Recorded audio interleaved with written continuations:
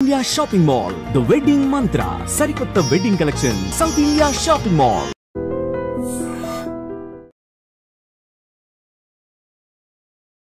నమస్కారం, welcome to I dream. ధర్మ మార్గం విత్ విజిత కార్యక్రమానికి స్వాగతం.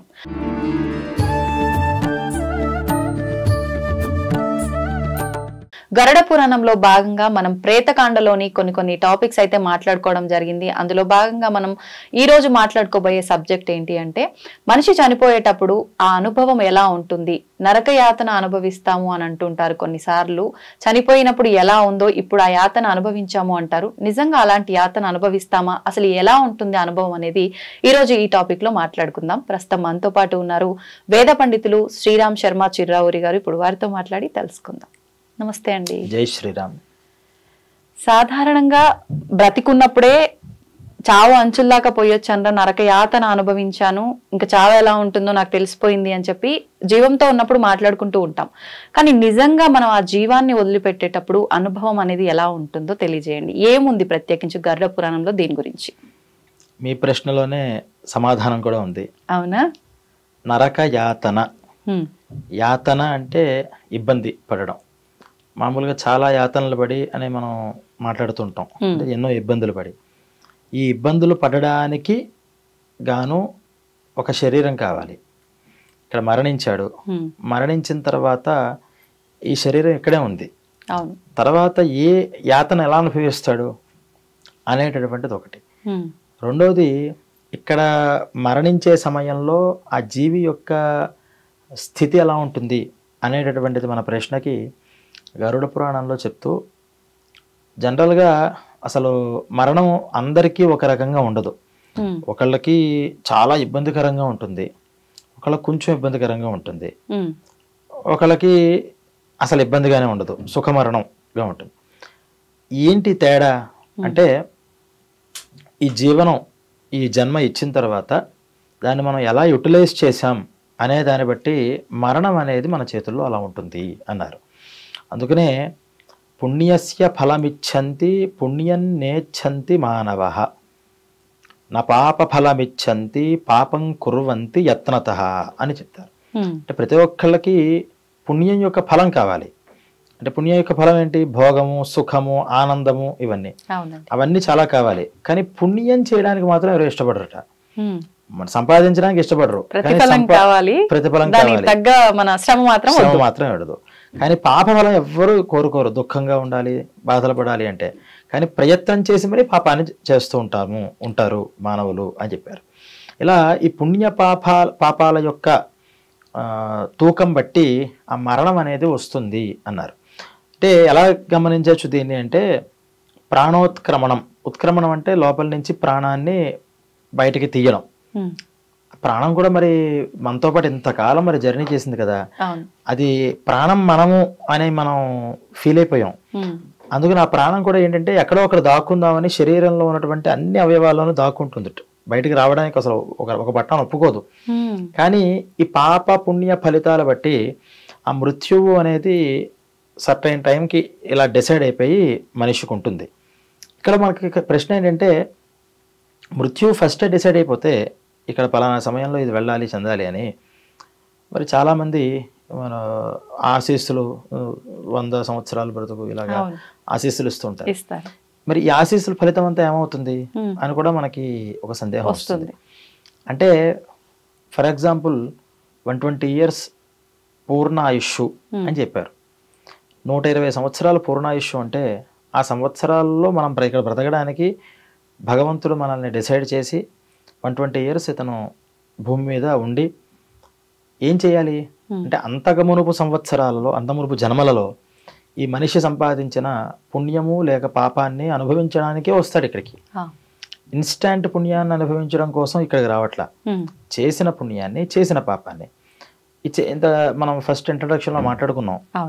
ఆల్రెడీ నరకలోకంలోనో స్వర్గలోకంలోనో వెళ్ళిన తర్వాత అంత పుణ్యము పాపం అనుభవించేస్తే ఇక్కడ మళ్ళీ అనుభవించడానికి ఏముంటుంది అంటే, అక్కడ కూడా టైం లిమిట్ ఉంటుంది అని మనం మాట్లాడుకున్న ఈ విషయాన్ని.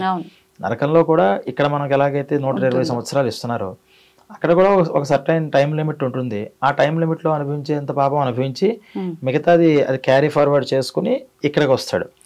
ఇక్కడ మళ్ళీ మనం కొత్త యాడాన్స్ నడుస్తూ ఉంటాయి పుణ్యపాపాల్లో. కొన్ని ఇక్కడ చేసినవి ఏంటంటే కొన్ని కర్మలు ఇన్స్టెంట్గా పుణ్యాన్ని ఇన్స్టెంట్గా పాపాన్ని ఇక్కడే ఇచ్చేస్తుంటాయి. కానీ అన్నీ అలా ఇవ్వవు. మళ్ళీ ఇది ఆ క్యారీ బ్యాగ్లో పడుతుంటుంది, మళ్ళీ ట్రావెల్ అవుతుంది. అయితే మనం ఏదైతే ఒక పుణ్యము పాపం అనే 2 బ్యాగ్స్ని తెచ్చుకుని ఇక్కడ అనుభవిద్దామని వచ్చామో దీన్ని బేస్ చేసుకుని ఇంత ఆయుష్ వీడికి ఇలా ఉండాలి, ఇలా జరగాలి అని మొత్తం ఫిక్స్ చేసి డౌన్లోడ్ అయ్యాం. అయిన తర్వాత మనం చేసే చిన్న చిన్న తప్పిదాలు ఉంటాయి, చేయకూడని పనులు ఉంటూ ఉంటాయి.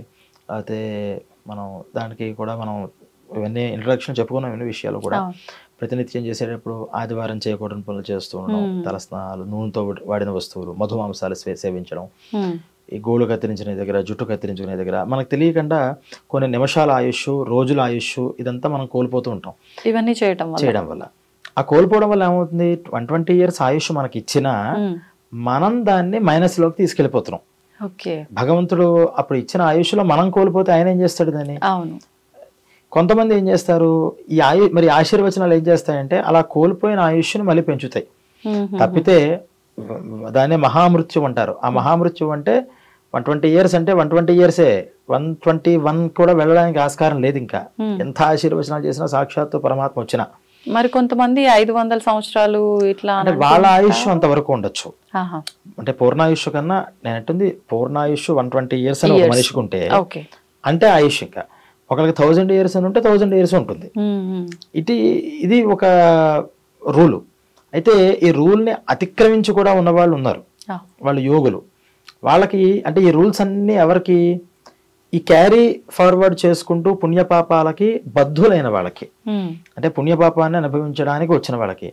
ఎప్పుడైతే పుణ్యము పాపము రెండూ కూడా మొత్తం నశింప చేసుకుని రెండూ కూడా పరమాత్మకి ఇచ్చేసి దేనికి అంటి ముట్టనట్టు జీవనం చేస్తున్నారు, అంటే తామరాకు మీద నీటి బొట్టులాగా వ్యవహారం చేసేటటువంటి యోగులు ఎవరైతే ఉంటారో వాళ్ళకి వాళ్ళ జన్మలు కర్మలు అన్నీ వాళ్ళ అధీనంలో ఉంటాయి.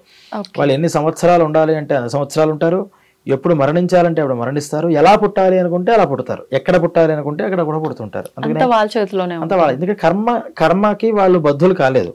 ఎక్కడ రాగద్వేషాలు లేవు, ఈర్ష్యాసూయలు లేవు, పుణ్యము పాపము ఏమీ లేవు, అంతా క్లియర్. వాళ్ళు ఎందుకు అంటే లోకాన్ని క్షేమంగా ఉంచడం కోసం మాత్రమే వాళ్ళు ఆయా కర్మలు జన్మలు తీసుకుంటూ ఉంటారు. మనం ఎందుకు బ్రతుకుతున్నాం అంటే నా కోసం, నా కుటుంబం కోసం, నా ఇష్టం కోసం అంటాం. కానీ వాళ్ళు ఎందుకు బ్రతుకుతున్నారు అంటే లోకం కోసం వాళ్ళు జీవనం చేస్తుంటారు. అందుకనే వాళ్ళని మహానుభావులు అన్నారు.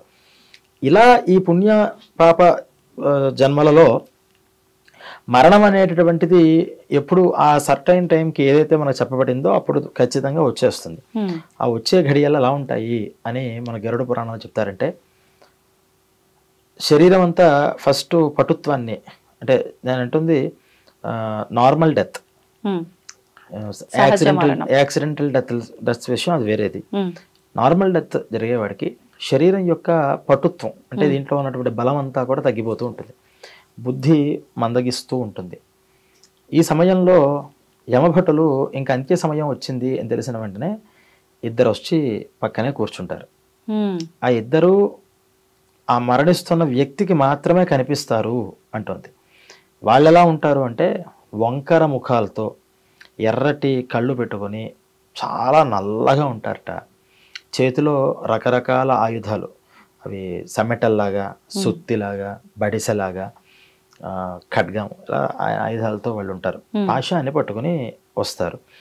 వాళ్ళు ఎలా అంటే పళ్ళు కొరుకుతూ చాలా కోపంగా అసహ్యంగా నీలాంటి పాపాత్ముడిని తీసుకెళ్ళడానికి వచ్చాను నేను అని ఎవరైతే మహాపాపి మరణిస్తాడో వాడి దగ్గరికి వచ్చి చాలా కోపంగా చూస్తారట. అంటే వాళ్ళ యమభటులైనా ఈ పాపిని తీసుకెళ్లాలంటే వాళ్ళకు కూడా చిరాకు, వాళ్ళకి అంత జుగుప్సలా కనిపిస్తుంది. తప్పట్లేదు, మాకేదో డ్యూటీ కాబట్టి వస్తున్నామని వాళ్ళకు ఉన్నటువంటి ఆ ఫ్రస్ట్రేషన్ అంతా కూడా వీడి మీద చూపిస్తుంటారు. వాళ్ళు ఎక్కడికి వస్తే అక్కడ పరమ దుర్గంధం ఉంటుందట. ఆ బ్యాడ్ స్మెల్ తట్టుకోలేము. ఆ బ్యాడ్ స్మెల్ సమయంలో అసలు వాళ్ళ అరుపులు, వాళ్ళు అరుస్తూ ఉంటారు. ఆ అరుపులు చూసి ఇంకొంచెం భయకంపితులై అప్పటిదాకా భయపెట్టడానికి, ఈ జీవి చూస్తేనే వాళ్ళకి, అంటే పాపిని చూసినా అసహ్యించుకునేంత పరిస్థితుల్లో వాళ్ళు వాళ్ళు ఉంటారు. అంటే ఈ పాప అంత నీచమైన వాడు అని మనం అనుకోవాలి, అంటే మహాపాపాలు చేసిన వాళ్ళు. అలా పాపాలు చేసిన వాళ్ళు వచ్చి వాళ్ళు అక్కడి నుంచి అరుస్తూ ఉంటే ఈ భయానికి ఇంకా నా ప్రాణం పోతోంది అని అర్థమవుతుంది. శరీరం అంతా కూడా ఈ ఊపిరి ఆడని పరిస్థితి, అంతా కూడా లోపల శ్లేష్మం అడ్డుపడడం, జఠరాగ్ని లోపల అది మందగించిపోతూ ఉంటుంది. ఆ అగ్ని సక్రమంగా ఉంటే మనం బాగానే ఉంటాం. అది మందగించిపోతున్నప్పుడు శరీరంలో ఉన్నటువంటి మార్పులు, రకరకాల ద్రవాలన్నీ లోపల వస్తూ ఉంటాయి. ఇలా ఉన్న తరుణంలో ఈ ప్రాణం ఏం చేస్తుందంటే, అమ్మ వీళ్ళు వచ్చారు, మనం ఎక్కడో ఒకడ దాక్కోవాలని సెల్ఫ్ డిఫెన్స్ జరుగుతూ ఉంటుంది. ఇది ఎక్కడో అక్కడ ఏదో శరీర భాగంలో వేళ్ళు కొనల్లోనూ గోళ్లలోనూ ఎక్కడో ఒకటి దాక్కోవడానికి ప్రయత్నం చేస్తుందట. కానీ వాళ్ళ యమభటులకు ఉన్నటువంటి ఒక విద్య ఏంటంటే, మనిషి శరీరం చూడడంతోనే ఎక్స్రే జరుగుతుంది, ప్రాణం ఎక్కడ ఉందో అక్కడ కరెక్ట్గా పాశం వేసి దాన్ని లాగేయగలుగుతారు. అలా ఈ ప్రాణం తప్పించుకోవడానికి ప్రయత్నం చేస్తుంటే వాళ్ళు ఆ పాశం వేసి దాన్ని యాంకర్ వేసి ఇలా లాగినట్టుగా దాన్ని లాగుతూ ఉంటే, మనం గతంలో చెప్పుకున్నట్టు అప్పుడు ఆ నొప్పిని తట్టుకోలేక ఆ ప్రాణాన్ని బయటికి వస్తున్నప్పుడు విపరీతమైనటువంటి 1000 తేళ్లు కొట్టినటువంటి ఆ నొప్పిని అనుభవిస్తూ ఉంటాడు. ఒక పక్కన ఈ భయంతో ఏదైనా అరుద్దామంటే గొంతేమో పెగలదు. చుట్టుపక్కల ఉన్నటువంటి తల్లి, తండ్రి, బిడ్డ వీళ్ళందరూ కనిపిస్తూ ఉంటారు. వాళ్ళ మీద ఉన్నటువంటి వాంఛలు, వాత్సల్యం, వదిలేసి వెళ్ళిపోతున్నానే అని చాలా బాధతో తన చేతిలో ఏది లేక అక్కడి నుంచి ఆ ప్రాణాన్ని బయటకి పెట్టేస్తారట. బయటకు లాగిన తర్వాత ఇప్పుడు ఏం చేయాలి అంటే, ఫస్ట్ ఇతన్ని యముడి దగ్గరికి తీసుకెళ్ళాలి. తీసుకెళ్ళడం కోసం మరి శరీరం లేదు కదా, ఈ శరీరం లేదు కాబట్టి అతనికి మనం గతంలో ఇప్పుడు చెప్తున్న కాండ అంతా కూడా ప్రేత కాండ. ఈ ప్రేత అనేటటువంటి ఒక యాతన శరీరాన్ని ఇస్తారు. అందుకనే నరక యాతన, ఈ యాతనలు అనుభవించడానికి ఒక శరీరాన్ని ఇస్తారు. అసలు బయటకి తీసేసిన వాడు ఎంత ఉంటాడో, ఆ యాతనా శరీరం ఎంత ఉంటుంది అంటే కరెక్ట్గా ఎంత ఉంటుంది, అంగుష్టం అంత ఉంటుంది అంతే. ఈ అంగుష్టం అంత ఉన్న శరీరాన్ని తీసుకొచ్చి దాంట్లోకి ఈ జీవిని పెట్టి దాన్ని పాశాలతో కట్టి లాక్కుపోతూ ఉంటారట పైకి. ఈ యాతనా శరీరాన్ని పైకి యమధర్మరాజు దగ్గరికి తీసుకెళ్తూ మధ్యలో అనేక రకాలైనటువంటి భయాలు పెడతారు.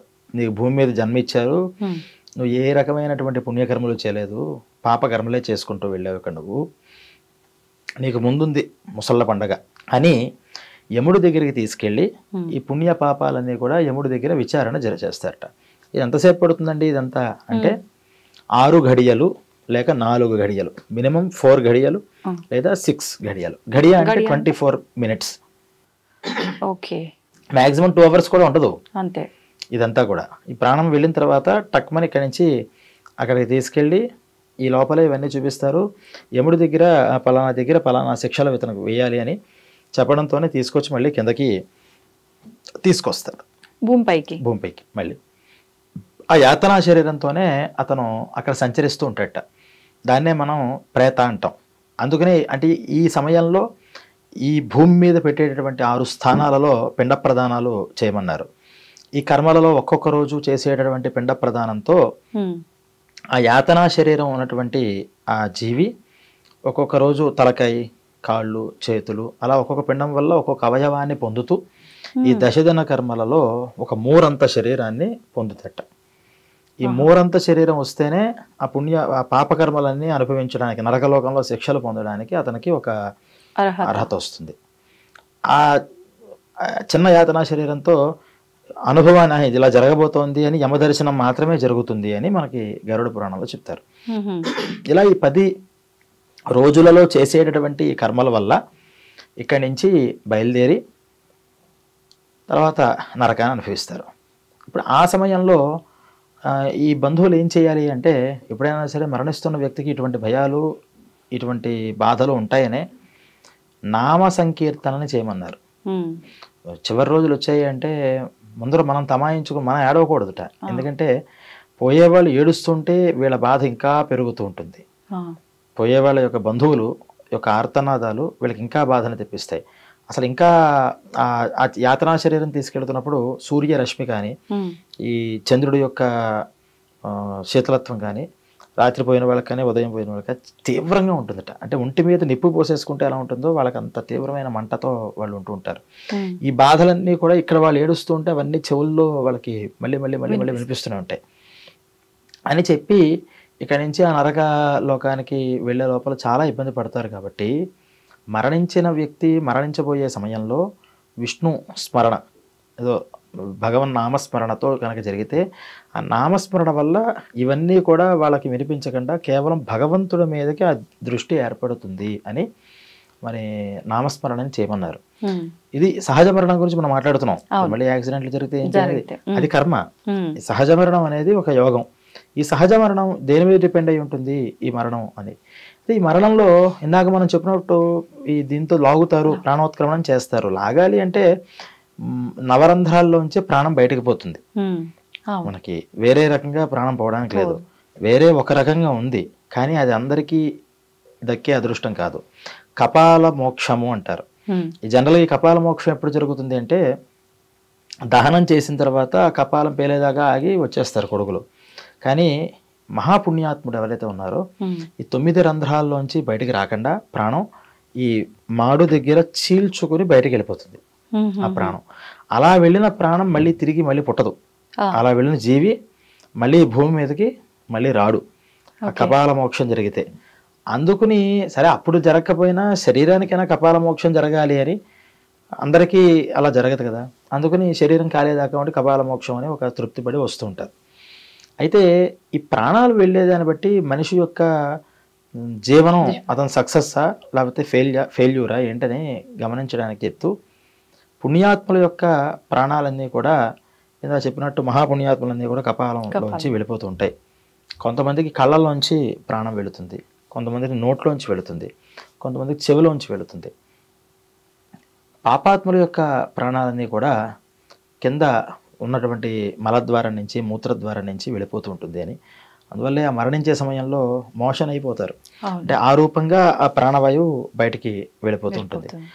అది చాలా పాపం చేసుకున్న వాళ్ళకి అది వస్తుంది అని అది గమనించడం కోసమే ఎక్కడి నుంచి ఎలా ప్రాణం వెళ్ళింది అని గమనించి దాని విధానంగా ఈ కొడుకు శ్రద్ధగా చేసేటటువంటి కర్మ వల్ల అలాగే ఆ జీవి యొక్క పుణ్యం వల్ల ఈ రెండూ కూడా బేస్ చేసుకుని అనుభవాన్ని పొందేటటువంటి ఒక శరీరాన్ని మనం మూలమాత్రంగా చెప్పుకున్నటువంటి ఒక యాతనా శరీరాన్ని వాళ్ళకి అందజేస్తారు అన్నారు. అందువల్ల మరణ సమయంలో ఇంత క్లిష్టతరంగా ఉంటుంది కాబట్టి అప్పుడు ఏం చేస్తారంటే పాపం కూర్చుని ఏ పాపం చేశాను నాయన అని చూస్తుంటే అన్ని పాపాలు కనిపిస్తుంటాయి. ఇప్పుడు ఈ అనుభవానికి కారణం ఏంటో అన్నీ తెలుస్తుంటాయి. కానీ ఎందుకు చేశాను ఇలాగా అని బాధపడడం తప్పితే లేదు. అందువల్ల మనం ఏం చేయాలి అంటే ఈ విషయాలు తెలుసుకోవడం వల్ల బ్రతికుండగా మరణించే సమయానికి అలాంటి కష్టాలు లేకుండా సుఖంగా మరణించడానికి ఎటువంటి జీవనాన్ని మనం పెట్టుకోవాలి అనేది తెలుసుకుని ఆ జీవనాన్ని చేసుకోవాలి. అంటే మనం సుఖం సుఖం సుఖం అనుకుంటాం కానీ అనుకున్నవన్నీ జరిగితే సుఖం కాదు. మనకి శాస్త్రాల్లో సుఖం అంటే మాటకు అర్థం ఏంటంటే ఎలా ఉండాలి అని మనకి ఒక ధర్మం చెప్తోందో అలా ఉండడమే సుఖం. నా మనస్సు ఇలా ఉండాలి అని అనుకుంటే అలా ఉంటే సుఖం అనుకుంటే మరి ఈ జీవనం అంతా కూడా సుఖం ఎప్పుడు దుఃఖమే. మనం అనుకున్నట్టు ఇది జరగదు. అందుకని పద్ధతులు ఏంటో తెలుసుకుని ఆ పద్ధతి ప్రకారంగా ఒక జీవనాన్ని ఒక లైఫ్ స్టైల్ని పెట్టుకోవడం, క్యారెక్టర్ని పెట్టుకోవడం, బిహేవియర్ని పెట్టుకోవడం వీలైనంత వరకు మంచిగా. ఇక్కడేమి నువ్వంతా ఎప్పుడూ కూడా పూజలు పునస్కారాలు అంటూ తిరుగుతూ కూర్చోవాలను లేకపోతే నువ్వు భేదగా ఉండాలని ఇలాంటి మాటలేమి ధర్మాలు చెప్పలేదు. నువ్వు ఆనందంగా ఉండు, కాకపోతే నీ ఆనందం పక్క వాళ్ళని ఇబ్బంది పెట్టకూడదు, పక్కన ప్రకృతిని కూడా ఇబ్బంది పెట్టకూడదు. నేను చెట్లను పాడు చేసేస్తా, నీళ్ళని పాడు చేసేస్తా, దేన్ని పాడు చేయకు, ఎవరి ఆనందాన్ని చెడగొట్టకుండా నువ్వు ఆనందంగా ఉండు అని చెప్పారు. ఈ ఆనందం అనేటటువంటిది ఒక్కొక్కరికి ఒక తీరులో ఆ ఆనందం అనేది కనిపిస్తూ ఉంటుంది. అందరి ఆనందాలు ఒక రకంగా ఉండవు కదా. అందువల్ల ప్రపంచంలో మనం ఇప్పుడు చూస్తే ఇప్పుడు ఆనందం ఏంటి మన దృష్టిలో అంటే పక్కవాడిని హింసించడమే ఆనందంగా ప్రవృత్తులు మారిపోతున్నాయి. అలా ఎప్పుడైతే జరిగిందో ఖచ్చితంగా మనకి కూడా అటువంటి దుర్గతులే చివరిలో వస్తాయి. అంటే మరణమే ఎలా ఉంది అంటే మరణం తర్వాత ఉండేటటువంటివి ఏంటి అనేది మనం తెలుసుకుంటే మనం చాలా జాగ్రత్తలు తీసుకోవాల్సిన ప్రేరణ మనకి ఖచ్చితంగా కలుగుతుంది. అది మరణం ఆసన్న అంటే మరణం సమయంలో మరణం ఆసన్నమైనప్పుడు ఆ జీవికి ఉండేటటువంటి కష్టాలన్నీ కూడా క్లుప్తంగా మనకి ఇలా గరుడ పురాణంలో చెప్పారు. అంటే గరుడ పురాణం తెలుసుకుంటే మార్పు వస్తుంది అన్నారు, కానీ నిజంగా ఇన్ని విన్న తర్వాత ఖచ్చితంగా ఫస్ట్ అయితే భయం కలుగుతుంది ఎవరిలో అయినా. భయం కలిగిన తర్వాతే ఏం చెయ్యాలి అనే ఆలోచన మొదలవుతుంది. నాకైతే నిజంగా భయం అనిపించింది ఇదంతా వింటుంటే. అంటే భయంతో అన్నా అంటే మనిషికి భయభక్తులు ఉండాలి. అవును. అయితే భక్తితో అన్నా మారాలి, లేదా భయంతో అన్నా మారాలి. రెండిటికి మారడం అంటే ఖచ్చితంగా శిక్షని అనుభవిస్తాడు. ఎంత అమూల్యమైన జన్మండి ఇది. తీసుకొచ్చింది దేనికోసం, ఇక్కడ మనం వచ్చింది దేనికోసం అంటే, మనం నిన్న చెప్పుకున్నాం నిన్నటి ఎపిసోడ్లో, అది గరుత్మంతుడు మాట్లాడుతూ ఈ అదృష్టం ఎవరికి లేదు, భూమి మీద పుట్టే అదృష్టం. ఎందుకంటే ఎవరికి కూడా చేసిన కర్మలు అనుభవించడం తప్పితే కొత్త కర్మలు ఇక్కడ అనుభవించడానికి ఆస్కారం వేరే లోకాల్లో లేవు, భూమి మీదే ఉన్నాయి. అందుకనే భూమి మీద కూడా మనకి డివిజన్స్ చేస్తూ పుణ్యాత్మలందరూ ఎక్కడ పుడతారు అంటే, తే సుభాగ్యా సుధన్యాశ్చ ఏషాం పితర జీవతి అని గోల్డెన్ స్పూన్తో పుట్టారంటారు. అలా గోల్డెన్ స్పూన్తో పుట్టేస్తారట. అంటే పుణ్యం చేసుకున్న వాళ్ళంతా కూడా వాళ్ళకేమి కష్టాలు తెలియవు. బై బర్త్ వాళ్ళకి ఐశ్వర్యం ఉంటుంది, ఆరోగ్యం ఉంటుంది, సంపద ఉంటుంది, అన్నీ ఉంటాయి. కానీ తర్వాత నీకు లైఫ్ పుట్టావు, కేవలం భోగాన్ని అనుభవిస్తావా లేదా ఇంకేదైనా నెక్స్ట్ కూడా ఏదైనా డిపాజిట్ అయినా చేసుకుంటావా అనేటటువంటిది ఉంటుంది. నేనేం చేయండి ఉన్నదంతా వాడేస్తాను, వాడేసిన తర్వాత మళ్ళీ నువ్వు బికార్ అయిపోతావు. 100 కోట్ల అధిపతి అయినా సరే సంపాదన చేయకుండా ఉన్నదంతా తరుగుతూ అనుభవిస్తూ కూర్చుంటే ఏడాదిలో ముష్టిపడైపోతాడు. ఈ అనుభవించే ప్రాసెస్ లో చాలా మంది చేస్తున్న తప్పు పాపాన్ని పోగు చేసుకుంటారు, జల్సాల పాలైపోయి. డెఫినెట్ గా కొత్త పాపాలు ఇంకా యాడ్ అవుతాయి, ఉన్నదంతా అరిగిపోతుంది, తర్వాత ఉండదు. అందువల్ల అలాంటి వాళ్ళు ఇక్కడ అంటే 3 రకాలుగా చెప్తూ, యక్షుల కింద, కిన్నెరుల కింద, కింపురుషుల కింద ఈ ఎక్కువ పుణ్యం చేసిన వాళ్ళు అలాగా అంటే కేవలం భోగమే. ఇక్కడ ఇంకా ఏమాత్రము దుఃఖం ఉండదు. ఇంకా కొంచెం తక్కువ పాపం ఎక్కువ పుణ్యం చేసిన వాళ్ళేమో ఇలా ఐశ్వర్యవంతులు, అలాగే పెద్ద పెద్ద కుటుంబాలు అంటాం, చాలా పెద్ద కుటుంబాలు, చాలా గొప్ప స్థితిలో అలా వాంటి కుటుంబాల్లో జీవనాన్ని జన్మని ఎత్తుతూ ఉంటారు.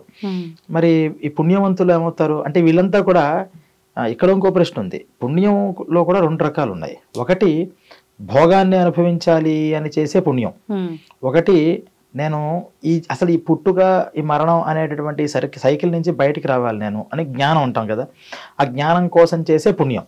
ఈ 2 పుణ్యాలు తేడా ఉంది. మళ్ళీ ఈ భోగాన్ని అనుభవించడం కోసం చేసే పుణ్యం అంటే, ఒక ఇంట్లో ఒక శ్రీమంతురాలు ఉంటారు, వాళ్ళు భర్తలకేమీ సంపాదన తప్పితే పూజలే ఉండవు. కానీ భార్యలు ఏం చేస్తారంటే అనేక పూజలు చేస్తారు. ఎందుకు చేస్తారు అంటే, ఇప్పుడు మేము అంత ఆనందంగా ఉన్నామో ఈ లైఫ్ లాంగ్ ఈ ఆనందం మాకు ఇలా ఉండాలి, ఐశ్వర్యం మాకు ఉండాలి, మా పిల్లలకు ఉండాలి, ఆ పిల్లలకు ఉండాలి. ఇంకొంచెం అప్డేట్ అయిన వాళ్ళు ఏం చేస్తారు, నెక్స్ట్ జన్మలో కూడా మేము ఇలాగే ఉండాలి, మాకు ఇలాంటి జన్మే రావాలి, మేము ఎందుకంటే మేము సౌఖ్యంగా ఉన్నాము అని కోరుకునే పుణ్యం. అంటే వీళ్ళ పుణ్యకర్మ అంతా దేనికోసం ఉంది, సుఖం భోగాన్ని అనుభవించడం కోసం ఉంది. అది తప్ప అంటే కాదు, అదొక రకమైన మైండ్ సెట్. ఇంకో రకమైన పుణ్యాత్ములు ఏం చేస్తారు, వాళ్ళు ఏ పుణ్యం కర్మ చేస్తున్నా ఈ పుణ్యకర్మ యొక్క ప్రభావం మాకు ఇంకో జన్మ లేకుండా చేయాలి, జన్మరాహిత్యాన్ని తీసుకుని రావాలి. ఎన్నో పాపాలు చేశాం కదా, ఈ పుణ్యకర్మ ఆ పాపాన్ని తొలగించాలి. అప్పుడు అలా ఆటోమేటిక్గా ఈ పుణ్యం ఆ పాపాన్ని తొలగిస్తూ ఉంటే 2 మైనస్ అయిపోతూ ఉంటాయి అని చేస్తారు. ఇప్పుడు భగవంతుడు ఎంత వైచిత్రి ఉందంటే భగవంతుడికి, ఇప్పుడు ఇందాక ఫస్ట్ కేటగిరీ పీపుల్ ఎవరైతే భోగం కోసం పుణ్యం చేస్తున్నారో వాళ్ళని ఇలా ధనవంతులు, శ్రీమంతులు, ఒక పలుకుబడి ఉన్న వాళ్ళ కుటుంబాల్లో పుట్టిస్తారట. మరి వీళ్ళు పుణ్యమే చేశారు కదా, మరి వీళ్ళు అలా పుడతారా అంటే పుట్టారు. వీళ్ళు ఎలా పుడతారు అంటే సాత్విక జీవనం, దైవపరంగా ఆలోచనలు చేసుకుంటూ ఓ దైవారాధన, క్షేత్రాలు, తీర్థాలు అక్కడక్కడ ఉండేలాగా ఎల్లప్పుడు అంటే ఉదయం లేచినప్పటి నుంచి రాత్రి దాకా వేరే అవకాశం లేకుండా దేవుడితోనే కాంటాక్ట్ అయ్యేటటువంటి జన్మలు, అలా ఈ పుణ్యాత్మలు పుట్టిస్తారట. వీళ్ళకేమో డబ్బు ఉండదు. మరి డబ్బే సుఖం అంటే కాదు, పుణ్యం ఇచ్చేది డబ్బేనా అంటే కాదు. వీడు ఈ దృష్టితో ఉన్నారు కాబట్టి వాడికి అది కావాల్సిన జన్మని ఇస్తాడు, వాళ్ళు ఆ దృష్టితో ఉన్నారు కాబట్టి ఆ జన్మని వాళ్ళకి ఇస్తూ ఉంటారు. ఇలా పుణ్య పాపాలను రెండింటిని ఇస్తారు. అంటే మనం ఇవన్నీ తెలుసుకోవడం వల్ల ఏమవుతుంది అంటే, ఓ ఇలా ఈ రకంగా మనకు ఉంది కాబట్టి అసలు మనం ఏ కేటగిరీకి చెందిన వాళ్ళం, అసలు మన గోల్ ఏంటి, మనం ఇప్పుడు వచ్చాము, వచ్చిన తర్వాత మనం చేయాల్సింది ఏంటి, ఈ అవకాశం మళ్ళీ ఇంకోసారి వస్తుందా అంటే రాదు. ఒకసారి రావడమే కష్టం. ఇది ఎన్నో జన్మలు ఎత్తితేనే లభిస్తుంది మానవ జన్మ. ఇది మనం సక్రమంగా యూటిలైజ్ చేసుకో, అనుభవించు. తప్పుగా అంటే సుఖం అన్ని అనుభవించడానికి రకరకాల ప్రతి దగ్గర గుడ్ ఆర్ బ్యాడ్ ఉంటుంది కదా, ప్రతి దగ్గర ప్రతి విషయంలోనూ ఉంటుంది. ఆహారాన్ని స్వీకరించే దగ్గర నుంచి, ఒక సినిమాని చూసే దగ్గర నుంచి, లేదా ఒక గేమ్ ఆడే దగ్గర నుంచి, ప్రతి దగ్గర కూడా గుడ్ వేలో వెళ్ళి నీ సుఖాన్ని అనుభవించు. బ్యాడ్ వేలో బాగా అలవాటు పడిపోయింది మనసు, నాకు అలా వెళ్ళాలనిపిస్తుంది అంటే దాన్ని కంట్రోల్ చేసుకో. కంట్రోలింగ్ అనేది ఇప్పుడు అసలు మనకి మన పిల్లల దగ్గర నుంచి మనం నేర్పించట్లా. అడిగితే అడిగినట్టు దాన్ని చేయడం. పూర్వం అడిగిన దాన్ని మంచి అయితే చేసేవారు, లేకపోతే ససేమిరా కాదని చెప్పేవారు. మరి ఇప్పుడు మనం ఎంతమంది పిల్లలకి నో అని చెప్పగలుగుతున్నాం? లేదు, నో అనే పదమే లేదు.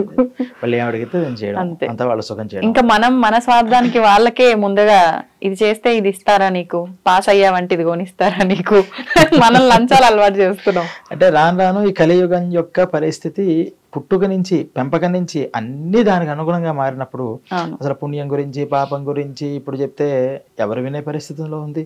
అంటే అసలు వినే పరిస్థితే లేదు. కానీ అంత మాత్రాన్ని ఇది అబద్ధమా అంటే మనకు కనిపిస్తుందిగా, ప్రతి విషయంలోనూ మనం అనుభవిస్తున్నాం. ప్రతి విషయంలోనూ అంటే ప్రతి యాక్షన్ కి రియాక్షన్ ఉంటుంది అనే విషయం అందరూ ఒప్పుకోవాల్సిందే. మరి మనం చేస్తున్న ఈ పాపం అనే యాక్షన్ కి రియాక్షన్ ఎలా ఉంటుంది? ఎక్కడ అనుభవిస్తామండి అంత అంటే, ఇక్కడ అన్ని అనుభవిస్తే ఆల్రెడీ చేసిన దాని అనుభవం ఎక్కడిది? ఆల్రెడీ చేసి అనుభవించడానికి వచ్చావు, ఫస్ట్ ప్రయారిటీ దాని మీదే ఉంటుంది. ఇప్పుడు యాడ్ అవుతుంది తప్పితే ఇమీడియట్ రాదు. అందుకనే గుడ్ చేసి మేము అన్ని పాపాలు చాలా చేస్తున్నారని వాళ్ళకి ఏం అవ్వట్లేదు అని మనం అనుకుంటుంటాం చాలా మంది చూసి. ఏం అవ్వట్లేదు అంటే ఇది ఇమీడియట్ దీన్ని అనుభవించడానికి వస్తే ఆల్రెడీ ఏది అనుభవించాలని ఇక్కడికి వచ్చాడో అది మళ్ళీ ఫార్వర్డ్ అయిపోతుంది. అది ఎప్పుడు కూడా దాన్ని ఏమంటారు అంటే ఆగామి, సంచితం, ప్రారబ్ధము అని 3 రకాలు పాపాలు. ఈ పాపమైనా పుణ్యమైనా ఈ ఆగామిక ఈ సంచితం ఏదైతే ఉందో ఆ సంచితాన్ని ప్రారబ్ధాన్ని అనుభవించడం కోసం వస్తారు. ప్రారబ్ధాన్ని డెఫినెట్లీ అనుభవించాల్సిందే. అది వేరే రకంగా నేను పుణ్యాలు చేశాను, ప్రాయశ్చిత్తాలు చేశాను అంటే ప్రారబ్ధం పోదు. దానికి ప్రయారిటీ ఇస్తారు. అంటే గత జన్మల్లో చేసినటువంటి పాప పుణ్యాలు అనుభవమే ఇప్పుడు ప్రయారిటీ. అందువల్ల ఇప్పుడు నేను చాలా పాపాలు చేశాను అయినా నేను సుఖంగా ఉన్నాను అంటే ఇప్పుడు చేసిన దానికి ఎఫెక్ట్ ఇమీడియట్ ఇప్పుడు నీకు రాదు. ఇది మళ్ళీ నెక్స్ట్ నీకు ట్రాన్స్ఫర్ అవుతుంది. ఆల్రెడీ చేసింది ఇప్పుడు అనుభవిస్తున్నావు కాబట్టి నీ పాపాలు చేసినా నీ పుణ్యాన్ని అనుభవించే టైం స్పేస్ లో ఇప్పుడు ఉన్నావు కాబట్టి పుణ్యాన్ని అనుభవిస్తావు. కొంతమంది ఎన్నో పుణ్యాలు చేస్తారు కానీ దుఃఖాలు అనుభవిస్తూ ఉంటారు. ఇన్ని కష్టాలు, మేము ఎన్ని పూజలు చేస్తున్నాం అండి, కనిపించిన ప్రతి ఒక్కరికి మా ఆయన ఎప్పుడు ఎవరికి ఏది కాదనకుండా ఎంతో హెల్ప్ చేశాడు. కానీ అతి తక్కువ కాలంలో ఆయనకి ఎంతో అనారోగ్యాలు తీసుకొచ్చి భగవంతుడు తీసుకెళ్ళిపోయాడు. ఎందుకు ఇది జరిగింది అని అంటే అతను లైఫ్ స్పాన్ అంతే ఉంది. ఆ లైఫ్ స్పాన్ లో అతను చాలా గొప్పగా యూటిలైజ్ చేసుకున్నాడు దాన్ని. అంటే ఇన్ని పుణ్యాలు మనకు కనిపిస్తున్నాయి కదా, మనకు కనిపించే ఇన్ని పుణ్యాలు కూడా ఆయన ఆ లైఫ్ స్పాన్ లో చేసేసాడు. అంటే నెక్స్ట్ జన్మకి మళ్ళీ యాడ్ చేసేసుకుని వెళ్ళిపోయాడు. కాకపోతే మనకు అది బాధగా ఉంటుంది, సగంలో వెళ్ళిపోయాడే, ఇన్ని కష్టాలు పడ్డాడే, శారీరకంగా కష్టాలు పడ్డాడే అని. ఈ కష్టాలు ఈ పుణ్యం ఎఫెక్ట్ వల్ల ఆ కష్టాలు పోతాయి అని మనం అనుకోకూడదు. పడాలి అని ఏదైతే ఒక పాపాన్ని తీసుకొచ్చామో ఆ పాపంతో ఆ మరణ సమయంలో ఆ కష్టాలు అనుభవిస్తున్నాడు, అక్కడతో అకౌంట్ క్లోజ్. ఈ కొత్తగా అతను ఎర్న్ చేసిన ఈ పుణ్యం భారీ స్థాయిలో ఉంది కాబట్టి ఖచ్చితంగా అతనికి మళ్ళీ ఉత్తమమైనటువంటి గతులు లభిస్తాయి అని ఈ పాప పుణ్యము అనేటటువంటి ఒక కాన్సెప్ట్ ని బలంగా మన చిన్నప్పటి నుంచి మనకి భారతదేశంలో నాటారు. ఇప్పుడు నాటే పరిస్థితి ఎక్కడ? అసలు అంత నాటే ఫార్మింగ్ చేసే అంత తీరిక మొదటి తల్లిదండ్రులకు ఉందా? లేదు, పిల్లలకు అసలు లేదు. చెప్పినా ఇది చిన్నప్పటి నుంచి రావాల్సిన విషయాలు. ప్రతి దగ్గర కూడా అలా చేయకూడదు, ఇలా చేస్తే ఇది మన పళ్ళు దగ్గర నుంచి కూడా పళ్ళు కడిగి ఇవ్వకూడదు, కడిగి ఇవ్వాలి, ఊరికి అలా ఇవ్వకూడదు, కడగాలి, కడిగి ఇవ్వకపోతే నీకు ఇలా వస్తుంది, పలానా దోషం వస్తుంది, పలానా దోషం, ప్రతి దగ్గర దోషం చెప్పేవారు. రాత్రిపూట తల దువ్వుకోకూడదు, దువ్వుకుంటే నీకు పలానా దోషం. అంటే ఇప్పుడు ఎందుకు చేయాలి, ఎలా ఇది ప్రూవ్ చేయి అనేటటువంటి ఒక క్వశ్చనింగ్ వస్తుంది. అన్నీ మనకి ప్రూవ్ అవ్వవు. ఎందుకు అవ్వవంటే ఇన్స్టాంట్ గా ఇప్పుడు కరెంట్ ఇలా ముట్టుకుంటే షాక్ ఇప్పుడే కొడుతుంది తప్పితే అది కొన్ని సంవత్సరాల తర్వాత కొన్ని నెలల తర్వాత కొట్టదు, అది ఇన్స్టాంట్. కానీ ఈ పాప పుణ్యాలు అనే కాన్సెప్ట్ ఏంటంటే ఆల్రెడీ మనం మోసుకొచ్చిన వాటిని అనుభవించే తరుణంలో ఉన్నాం. అదే డౌన్లోడ్ అవుతుంటుంది, కొత్తగా యాడ్ అయిందేమో యాడ్ అవుతుంది. కొన్ని సివియర్ పాపాలు ఉంటాయి, కొన్ని అంటే ఎలా చెప్పాలి అంటే ఒక సర్పం, దేవతా సర్పం, చాలా గొప్ప సర్పం అది. ఆ సర్పాన్ని మనం చంపేసాం. ఆ చంపిన యొక్క తీవ్రత అంటే ఇంటెన్షన్ దాన్ని చంపావా, లేకపోతే ఏదో ప్రమాదవశాలు చంపావా, సరే చంపుతుంటే ఒక దెబ్బ ఏంటారు అన్నవా అనే దాన్ని బేస్ చేసుకుని ఆ పాపం అనేది ఒక తీవ్రతరంగా వస్తుంది. తీవ్రతరంగా వచ్చినప్పుడు ఈ పాపం కొన్ని లక్షల జన్మలు వెళ్ళాలన్నా సరిపోదు. కొన్ని లక్షల జన్మలు మనం ఎత్తినా ఈ పాపమే అనుభవించాలి, అంత సివియర్గా ఉంది ఆ పాపం. అప్పుడు ఏమవుతుంది, మనం ఒక బాటిల్లో నీళ్ళు పోసి ఇంకా ఇంకా ఇంకా ఇంకా నీళ్ళు పోసేస్తుంటే బాటిల్లోంచి అది పక్కకి బయటకు వచ్చి ఆ పక్కకి ఎలాగైతే పడుతుందో, ఈ వంశంలో మనం చేసిన ఈ పాపం కూడా మనకే కాకుండా వంశంలో ఉన్నటువంటి వాళ్ళందరికీ సంక్రమిస్తూ ఉంటుంది. అది సంక్రాంతి దోషం అంటారు. వంశపారంపరంగా వస్తోంది మీకు దోషం అంటాం కదా, అదే తీవ్రంగా చేసేసారు. అంటే వాళ్ళు అనుభవించాలంటే ఎన్ని జన్మలైనా సరిపోదు. అటువంటిది అందరూ షేర్ చేసుకుంటారు. రక్తమాంసాలు, ఆస్తులు ఎలాగైతే కింద వాళ్ళు షేర్ చేసుకుంటున్నారో అటువంటి పాపాన్ని షేర్ చేసుకోవడానికి పెడతారు. అయినా సరే ఇప్పుడు మరి ఇందాక చెప్పినట్టు కింద వాళ్ళకే వెళుతోంది అంటే ఈ జన్మలో కూడా కొన్ని అనుభవించాల్సి వస్తుంది. అలా కొన్ని అనుభవాలు ఆ పాపం వల్ల కొన్ని వస్తాయి. తప్పితే నేను అలా ఏదో సర్ప చేశానండి, నాకు పిల్లలు లేకుండా పోయారు, అలా పిల్లలు సడన్గా అర్ధాంతరంగా పోయాడు అనుకుంటాడు. దానికి ఇది మాత్రమే కాదు, ఇది కూడా దాంట్లో చిన్న దోషం. కానీ దానివల్ల వచ్చే పరిణామాలు చాలా ఇంకా తర్వాత జన్మలో అనుభవించాల్సి ఉంది. మరి వీటి అన్నిటికీ ఎలా పోతుంది, అది కూడా ఈ మానవ జన్మలోనే. అంటే ఆ పాపాన్ని పోగొట్టుకుంటే మార్గాన్ని కూడా ఇక్కడే చూపించారు. పాపాన్ని పోగొట్టుకోవాలంటే ముందర అహంకారం, అందుకనే లైఫ్ స్టైల్ మారాలి అని చెప్పిన కారణం ఏంటంటే అహంకారం లేని వాడికి పాపాలు అంటాం. అహంకారం వల్లే పాపాలన్నీ కూడా మన దగ్గరికి చేరుతుంటాయి. పుణ్యమైనా దానివల్లే చేరుతుంది, పాపమైనా దానివల్ల చేరుతుంది. అందుకని చాలా వినమ్రతతో వినయం అనేటటువంటిది ఫస్ట్ బేసిక్ క్వాలిఫికేషన్స్. ఈ బేసిక్ క్వాలిఫికేషన్స్ వల్ల ఈ అహం నేను చేస్తున్నాను, నా వల్ల జరుగుతోంది అనేటటువంటి ఇంటెన్షన్ మైండ్లోంచి పోతే పాపం కానీ పుణ్యం కానీ రెండు తనకే అంటాం. అలా ఇక్కడ జీవించగలగాలి తెలివిగా. తప్పితే నేను ఏదైనా అన్ని పుణ్యాలే చేస్తానంటే దానికి చెప్తారు ఎన్ని రకాల పాపాలు అంటే, కూర తరిగితే కూడా దానివల్ల చాలా జీవహింస జరుగుతుంది. పొయ్యి వెలిగిస్తాం, ఆ బ్యాక్టీరియా ఉంటుంది, అది అంటుకుపోతుంది, అది పాపమే. ఇల్లు ఊడ్చేటప్పుడు ఎన్ని జీవరాశులు పోతాయి మన కంటికి కనిపించినవి. పాపం చేయకుండా ఏ మనిషి మాట్లాడితే పాపం. అందుకనే కొన్ని మతాల వాళ్ళు మూతికి గుడ్డ అడ్డు పెట్టుకుని కూడా మాట్లాడుతూ ఉంటారు. కానీ ఇలా మాట్లాడుతూ ఉంటే కొన్ని జీవరాశుల మధ్యలో ఉన్నవి చచ్చిపోతుంటాయి. అంటే ఇంత జీవహింసే, మరి దీనివల్ల పాపం రావట్లేదా? అందులో ఈ అల్ప పాపాలు అంటే నువ్వు బ్రతకడానికి, నువ్వు ఒక పుణ్యకర్మ చేయడానికి చిన్న వాటికి ఇక్కడే ప్రాయశ్చిత్తం అవుతాయి. అంటే మనం ఈ ఇంటెన్షనల్లీ మనం దీన్ని చంపుదామని మాట్లాడతాం. మనం ఒక నా జన్మని నేను సార్థకత్వం చేసుకోవడం కోసం నేను జీవించాలంటే మరి నేను భోజనం చేయాలి కదా. అందుకుని నేను భోజనం చేస్తున్నాను. అందుకని ఈ దోషాలు ఏవైతే ఉంటాయో ఇటువంటి దోషాలన్నీ కూడా భగవంతుడా నాకు అంటకుండా చెయ్యి అని మన భగవంతుని శరణాగతి భావంతో అడిగామో మనకు అహంకారం దూరమైంది. ఎప్పుడైతే అహంకారం దూరమైందో పాపం మనకు అంటదు ఫస్ట్. తర్వాత దాంట్లో ఉన్నటువంటి కొంత భాగాన్ని బయట మనకి ఈ చిన్న చిన్న క్రిములు కీటకాలకి పెట్టమన్నారు, భూతబలి అని. అవి పెట్టడం వల్ల ఏమవుతుందంటే మనకి తెలియని చేసిన ఈ పాపం మనకు కావాలని చంపట్లేదు, మన జీవనం కోసం చేయాల్సి వస్తుంది. జీవనంలో భాగంగా నేను అది కూడా చేయడంలో కూర్చుంటానంటే మన శరీరాన్ని మనం చేసుకుంటే అది కూడా పాపమే. ఇన్ని పాపాలు మరి ఏ పాపం నుంచి తప్పించుకోలేం. కాబట్టి ఇటువంటి పాపాలని పోగొట్టుకోవడానికి ఒక లైఫ్ స్టైల్ పెట్టి ప్రతిదీ కూడా దేవుడికి నివేదన చేయి ఫస్ట్. తర్వాత ఆహారాన్ని కొంచెం మనం అనుకునే అన్నం తింటున్నప్పుడు చివరిలో మొత్తం ఒక గింజ కూడా మెతుకు కూడా మిగలకుండా తినేయకూడదు అంటారు. కొంత భాగాన్ని వదలాలి, ఎక్కువ పడేయకూడదు. జస్ట్ ఇంత ఒక చిన్న ముద్దైనా పక్కకు పెట్టాలి. ఆ పెట్టినటువంటివి వేస్టేజ్ రూపంగా బయటకు వెళ్ళినప్పుడు చిన్న చిన్న క్రిములు కీటకాలు అవి తినడం వల్ల ఇక్కడ పాపం అక్కడ పుణ్యం కింద లెవెల్ అవుతూ ఉంటుంది. అలాగే కనీసం మన రోజులో మనం సంపాదించే డబ్బులో ₹1 తినే అన్నంలో ఒక ముద్ద ఆకలిగా ఉన్న వాళ్ళకి, అవసరంతో ఉన్న వాళ్ళకి పెట్టాలి. దానివల్ల లైఫ్ స్టైల్లో ఎప్పుడైతే మార్పు వచ్చిందో చాలా సాఫ్ట్గా జీవిస్తాడు, కావాలని ఎవరిని పెట్టడు. ఎప్పుడైనా పొరపాటున జరిగింది అనుకోండి, మనం కూడా అంతే కదా, ఆఫీస్లో చాలా ఒబీడియన్సీగా చాలా నిబద్ధతతో చేసే ఒక ఉద్యోగస్తురాలు ఉంటుంది. ఎప్పుడో పొరపాటున చిన్న తప్పిదం జరుగుతుంది, దాన్ని కన్సిడర్ చేస్తారా? కానీ ఇంకోళ్ళు ఉంటారు, ఎప్పుడు కూడా అసలు కేర్లెస్, ఒక డిసిప్లిన్ ఉండదు, ఇంకోటి ఉండదు. తను చేసేటటువంటి ప్రతి చిన్న పనిని కూడా పరిగణలోకి తీసుకుంటారు. అలా ఇంత లైఫ్ స్టైల్లో చక్కటి బిహేవియర్, చక్కటి మాట తీరు, చక్కటి ఆలోచన సరళి పెట్టుకున్నప్పుడు చిన్న చిన్న పాపాలు కాదు, పెద్ద పెద్ద పాపాలు కూడా చిన్నగా పరిగణించి పక్కకి తీసేస్తారు. భగవంతుడి యొక్క సృష్టి అలా జరిగింది అని గరుడ పురాణంలో మనకు చెప్పారు. మొత్తానికి మొదట్లో భయపెట్టేశారు, తర్వాత అలా జరగకుండా ఉండాలంటే ఇలా ఉండాలి, ఇలా ఉండాలంటే ఇబ్బందే, కానీ ముందు నుంచి ఆచరిస్తే ఎస్. ఇలా ఉంటుంది. నిజంగా ఎంత చక్కగా వివరించారండి, ఒకదాని తర్వాత ఒకటి. ధన్యవాదాలండి. తవ్వండి, తవ్వుతూనే శివలింగం. పరమాత్మకు జీవా సరే దాన్ని అట్లా కప్పేసేయండి, చూపించదండి. Krishna is there. మూర్తి పూజ కాదు, సాక్షాత్ బ్రజేంద్ర నందన భగవాన్ ఉన్నారు మూర్తిలో. ఏమీ ఆశించకుండా ఆరాధించే వాళ్ళు కూడా